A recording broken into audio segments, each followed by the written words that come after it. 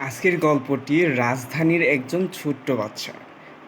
রাজধানীতে বসবাস করা ছোট্ট একটি বাচ্চার।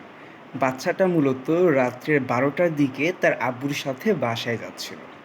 তখন বাচ্চাটা হঠাৎ দেখে যে তার পিছন থেকে কে জানি আসছে। বাচ্চার বাবাও সেটাই খেয়াল করে। বাচ্চাটা ভয় পেয়ে বলে, "আব্বু আমাকে কোলে তোলো।" তার আব্বু বুঝে যায় আশেপাশে কোনো বিপদ আছে আর তাকে কোলে তুলে নেয়।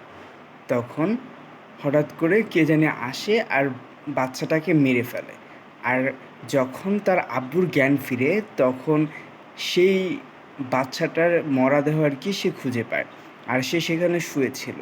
আর পুলিশ যখন তার উপর তদন্ত করতে আসে তখন যখন সম্পূর্ণ কাহিনীটা খুলে বলা হয়, সেখানে সিসিটিভি চেক করা হয়, সেখানে দেখা যায় অদ্ভুত মাস্ক পরা এক লোক নাকি সেই ছেলেটাকে মেরে ফেলেছে।